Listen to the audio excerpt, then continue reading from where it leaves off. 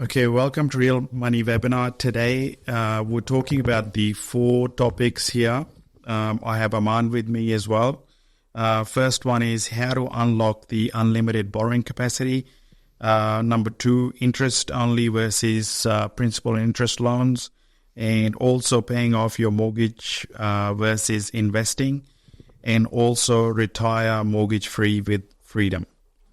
Now, a lot of these topics and questions will come across when people in our day-to-day work in mortgage broking and real estate sales come across. So that's why we took these topics across. Financing the first investment property. Aman, everyone knows you, but just a brief intro. Hi, my name is Aman Khan, and I'm a principal mortgage broker with H2O Loans. That's basically what I do. Been doing this for the last 7-8 years. Expertise is obviously in helping people get their loans, also increasing their portfolio values over the period of years. I've worked with a number of applicants. Been working with a number of people and helping them increase their equity and plus growing their portfolio over the period of time that we work together with. The first thing is how do you finance the first investment property? You can get the equity from family home or income and serviceability. Yep. See, there's plenty of ways to getting an investment property. And when you're saying investment property, there could be a scenario where a person or an individual or a couple, they already have a property. And the other scenario would be that they're actually living at home and then want to buy an investment property while they live at home, to maximize their potential to buy somewhere while still being able to stay at home and then managing their expenses accordingly. So basically, I'll touch upon the second option first. Buying their first investment property, as an example, if somebody's living at home with parents, right? They've got their income coming through, but obviously doesn't have a substantial deposit, but obviously they would require, let's say, for example, I'll take a $500,000 property or a $600,000 property that they're looking to purchase. For that would be at least minimum of about 10 to 12% deposit, and they won't be getting any stamp duty discount because it's an investment property. So obviously stamp duty would be paid on top as well. In this scenario, they're possibly looking at about $70 to $80 to $90,000 for upfront deposit. And sometimes obviously, people don't have that on the upfront to pay for the deposit. So this is where the family equity comes in play. So I have a lot of clients of mine. We've been speaking to a few people. They want to help their kids buy a property even before they move out of their home, give them a head start in life, which is brilliant. What they do is, and the easiest thing to do about that is, if they have a family home, for example, mom and dad, they own a property and they've got equity in the property that they can tap into. They don't have to take money out of the property. There's 2 ways of doing it. So basically, either you can top up the loan out of their property and then give it to their children to help them buy a property.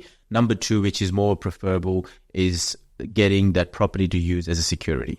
So the equity in the property can be used as a security to help the child or the children to buy the next property or their first property as an investment. So in that scenario, this is called using collateral security to buy another property. And you can do that for yourself, you can do that for your children, or vice versa, right? Your children can do for their mom and dad as well. So this can be done, in a few different ways. Obviously, a little more depth has to go into it, depending on individual situations of the property, how much it is, how much they're looking at, and this is one part of borrowing. The other part is obviously serviceability, depending on the income and plus the rental income that they're going to receive from the purchase of the property is going to derive how much they can borrow. And obviously that it goes in hand in hand with deposits. How much deposit required is also hand in hand goes with how much of a serviceability do they have to buy a property that they want to. For the common people investing for the first time, top up is basically whatever equity they have. Correct. To access that. So top up basically is, that means, for example, I'm going to run a scenario. I have $1 million property which is valued at $1 million. Your loan is about $500,000 owing to the bank. You can tell the bank, depending again on your personal situation, if you can borrow that extra $100,000 or $200,000, how much ever you need, that top up would be to tell the bank, I'm going to refinance and top up that $100,000 or $200,000, depending on what situation it is. That extra bit, the bank will ask you the reason of that top up. which is going to be simple, that you're going to be using this money to buy another investment property in the future. So that is your top up. So your loan of 500 is for your property, then 100,000 or 200, 150, whatever you top up is that investment top up loan. What normally people also like to do is use their security. In that example, the loan remains at 500. So there is no top up happening. It's just that property, the first property, which is the security, is connected or cross collateralized with the new purchase to help the LVR to stay within 80% of the borrowing of the property. Basically, that's where you use the collateral from the first property to the second. And these are the differences between a top up and using a property for cross collateralization. And what are your thoughts on rent vesting? It's a very good idea, to be very honest. And I've had a few clients as well. Like I said, in the last 12 months, I can point at least 2 or 3 people who, and basically I'll explain to you what rent vesting is. You want to live in a certain area or a certain suburb due to various reasons, close to work, schools for children. It could be multiple reasons, for an individual. Let's say the house prices are, above what they actually can buy or can afford to buy, and the income they've got or the deposit that they have. So in that manner, what you do is you can keep renting where you're renting because, situation is such that you have to live in that area, which is better. When I say have to, it's just convenient and something that you prefer, right? Where you can't buy, but you can still rent there. What you can do is you still have the money to buy somewhere else. So you may as well use that money rather than have that money sit in your savings account, which is not going to be, which is not going to benefit you much. So take that money, invest it somewhere where you can buy a property, because meanwhile you're renting, your property is still growing, your equity is still growing. Now the second question would be, you still have to pay, potentially a rent and a mortgage for your property. But if you were to buy a property in the area that you actually want to live, the repayments could even be higher compared to, because you're still getting some rental income from your investment property. And that's where you can be a bit more, a bit more smart, a bit more calculative in your purchase, thinking of the cash flow from that rental property plus the equity gains that you're going to get.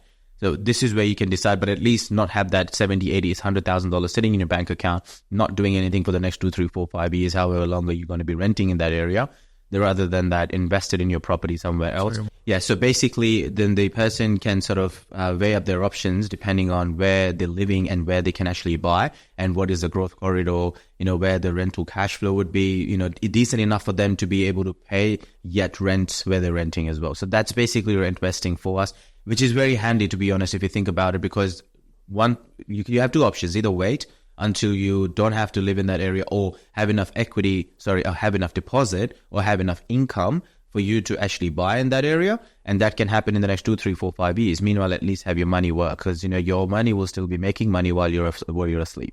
So that's what basically rent vesting is. And I think it's a wonderful idea for anybody who's looking to buy a house, but they can't buy the house where they actually want to live or have to live, or situational, has to live there for schools or whatever it is, but they can still purchase a property where actually the property is going to grow while they're still renting somewhere else.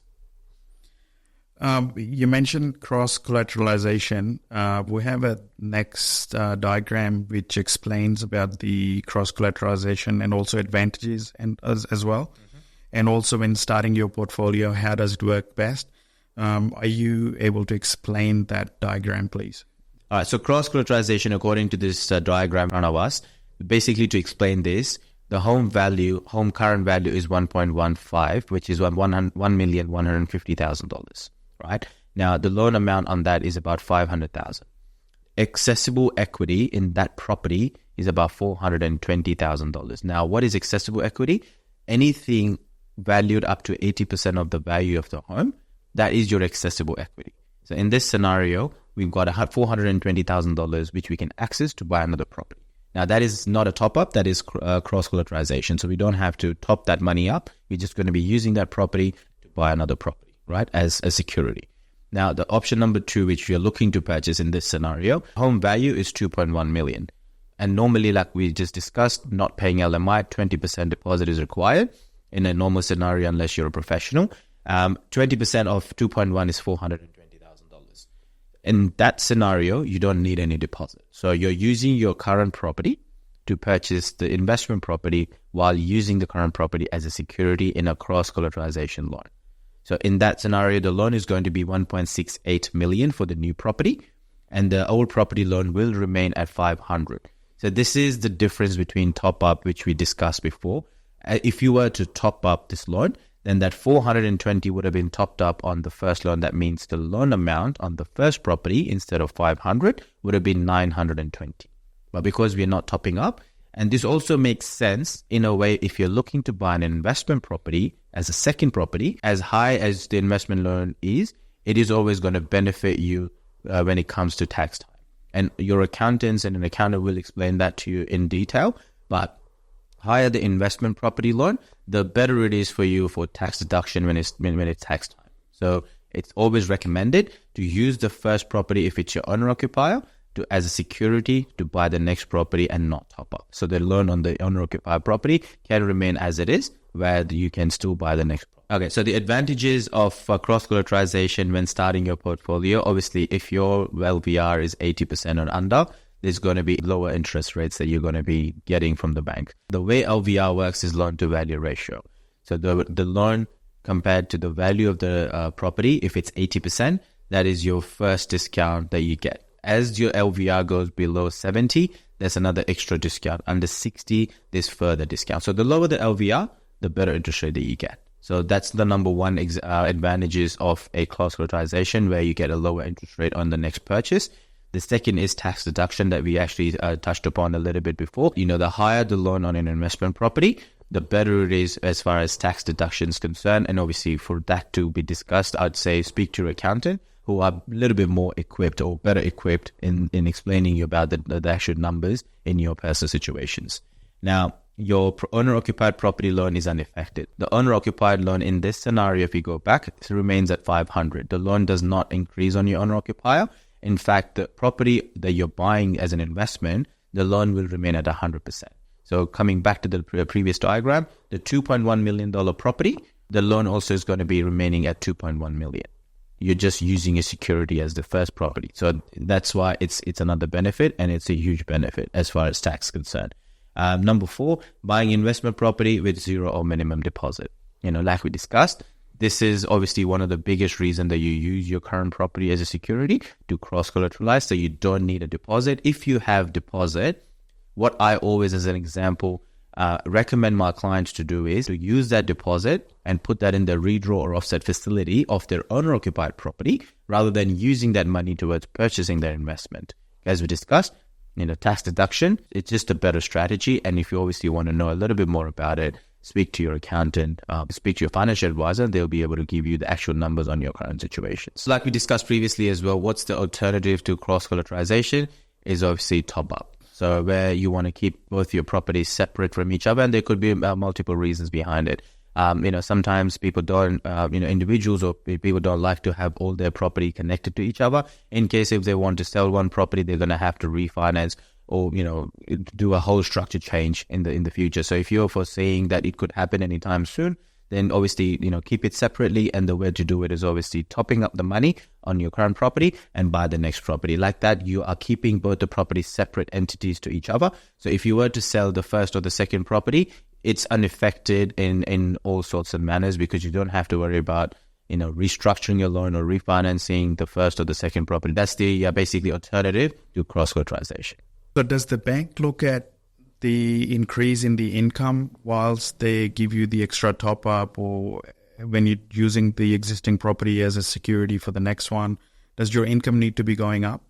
Look, if two different questions, and this is a very good question. As in top-ups, if you are going to ask the bank that you want to top up the loan, that means you're borrowing more. Yes, that's going to have a credit check.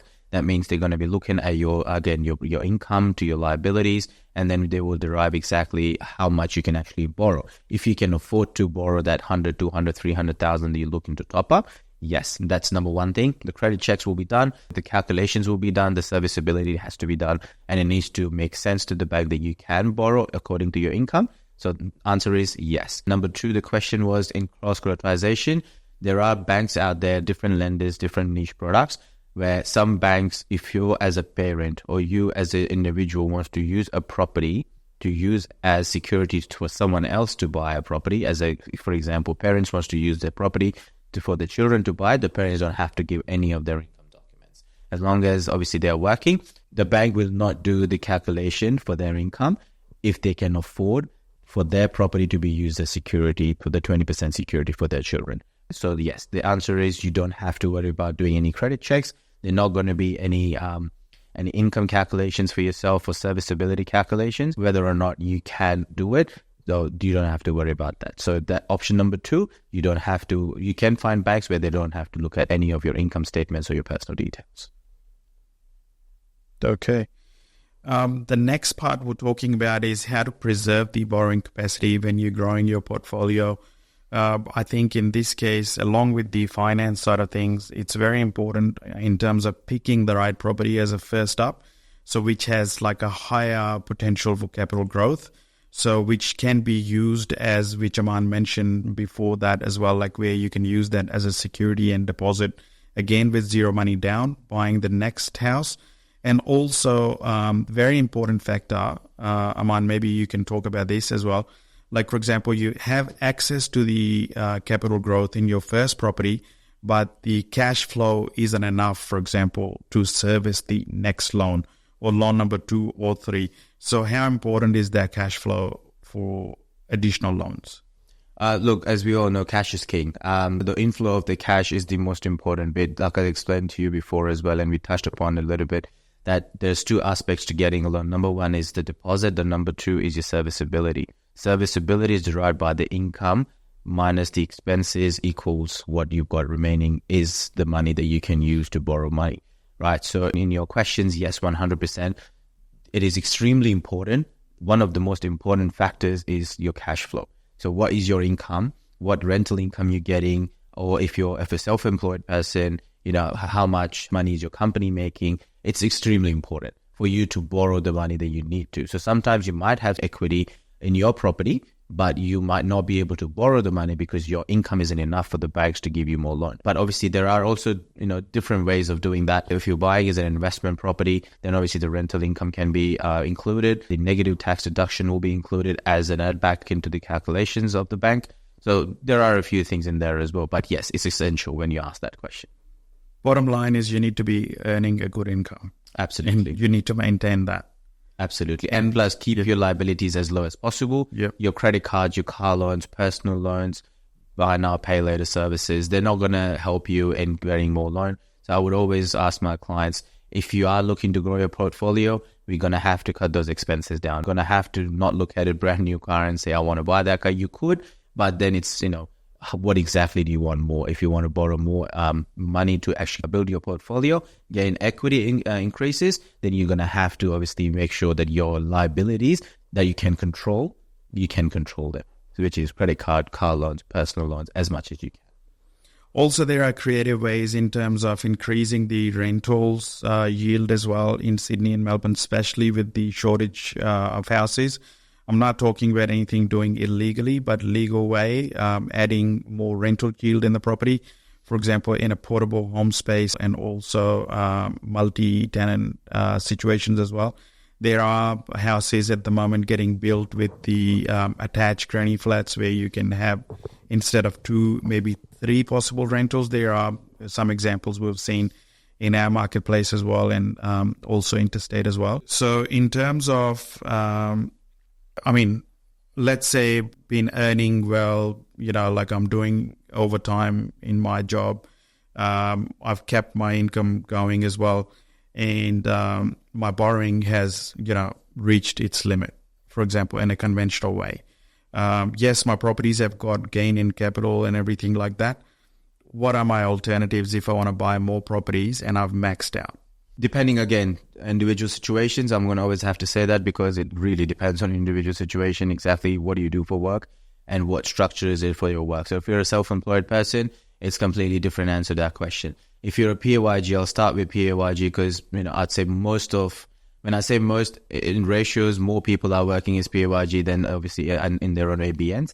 But let's say, for example, if you're a PAYG, if you maxed everything out, there is literally nothing else that you can actually do to actually borrow more to buy another property. SMSF, self-managed super fund. That is what it is for. And I have literally helped a few clients of mine recently that they had money in their super fund. They did not even think about doing anything with it. They're maxed out on their property purchases. They have multiple properties, 2, 3, and 4. The next thing we had the conversation about, and I said, have you ever thought about SMSF? Because they wanted to buy more, but they obviously couldn't. There was no serviceability that we could derive from their income. SMSF is one of the options, which is a very, very, very handy option, to be honest. And it's again, increasing your portfolio, because that SMSF money that is, or your super fund money that is sitting in the super fund, you're not going to be able to gain as much. Historically, data suggests that as much as you're going to buy a property, and when the property grows in equity.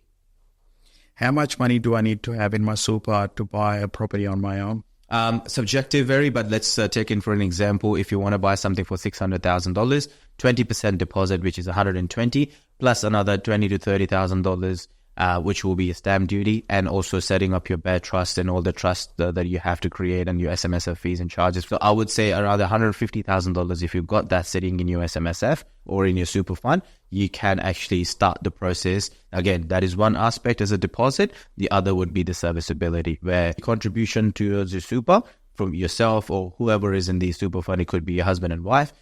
So depending on both their income and both their contribution towards the super, plus the rental income that's going to come out of it. But yes, that is, like I said, an option. If you can't buy at 600 with that kind of money, you can buy something at $400,000, $500,000 as well. There's nothing like that you don't have any other option. That is one really, really good option that you can actually look into. I have spoken to a few of my clients who bought properties in super, and they look, there is no foolproof way of investing, right? There is an annual audit fees, and also there is like a higher interest rates on super loans.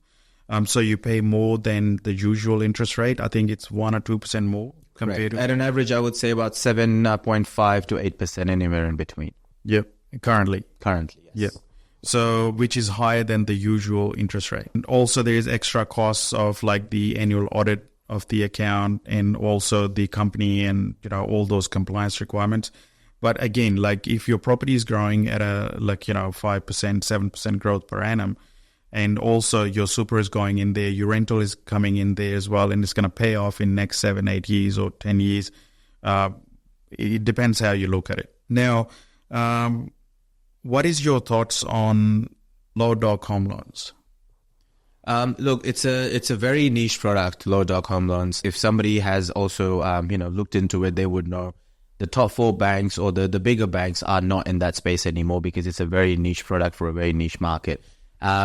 People often have taken that whole concept in an incorrect way. To be very honest, LowDo loan is not for people who can't afford to get the loan and yet getting a loan. And I would firmly, say against it, because a letter to be signed by an accountant means it's a fact that your company is making that kind of money, or your ABN is making that sort of money for you to be able to afford to buy that house. Because again, responsible lending, responsible borrowing is one of the basic things that we have to make sure as brokers. Responsible lending is number one for our compliance, right? So, and I would always suggest that LowDo loan absolutely is a very, very good option, because what it does is unlocks your options to buy a property without having to have your ABN registered for 2 years, every quarterly. But this is what it unlocks there, where if your ABN is only for the last 1 year or 12 months or even less than 12 months, there are lenders out there who won't even get you a loan if you are under 12 months of your ABN registered GST.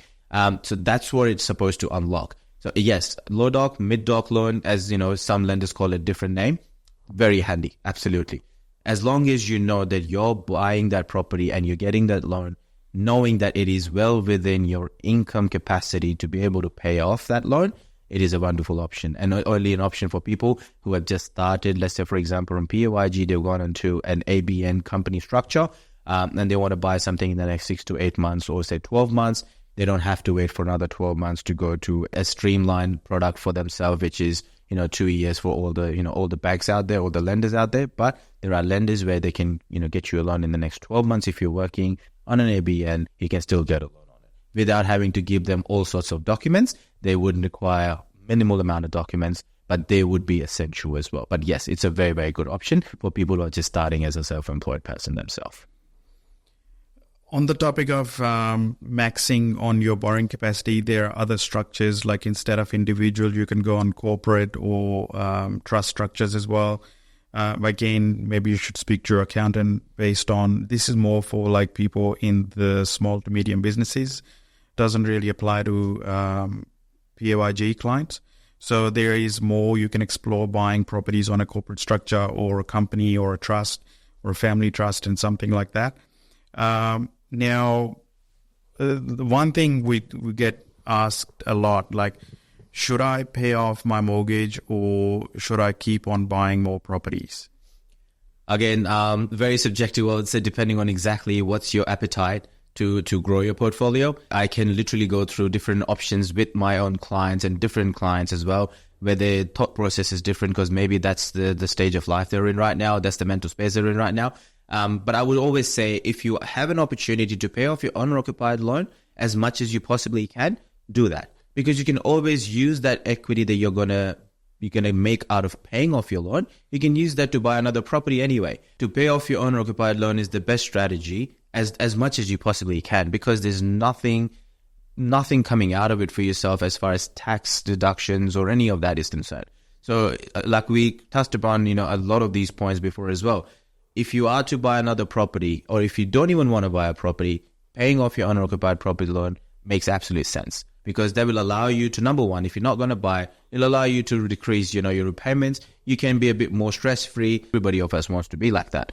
But by doing that, option number two, if you keep doing that and one day you say, listen, I want to buy another property because I'm a bit comfortable with how much I'm paying, I've got some extra money spare, use that property to buy another property. So 100%, I would say it's the same road that leads to two different directions.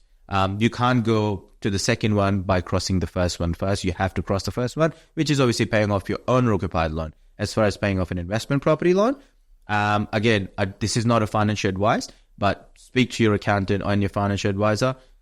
If you're out to pay off your investment loan, I would say look to buy another one, because your investment property is still getting rental out of it, which it can pay off itself. A few of my clients recently reached out to me, like who I've served, many years ago, and they talk about ideal retirement. I think that question comes down to like what your life goals are, what's your lifestyle, and also on a day-to-day basis, how much money do you need every month to live off and to maintain your existing lifestyle.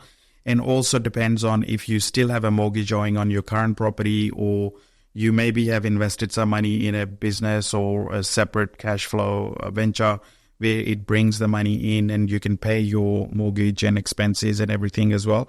And then you can live off that venture, or also some passive income.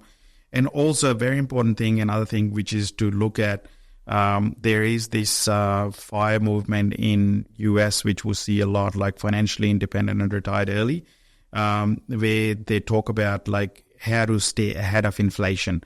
We hear that a lot at the moment, the inflation. I'll have, like, for example, $2 million, which will see me off in the retirement until for the rest of my time. And then as soon the inflation hits and cost of living goes up and everything, those are the things like maybe you want to hedge against those things, like maybe have some money invested in stocks, bonds, and also maybe EFTs and in real estate as well. So where the value goes up or rentals goes up, and it protects you against all that. I think that's the end of our topics for this week's webinar.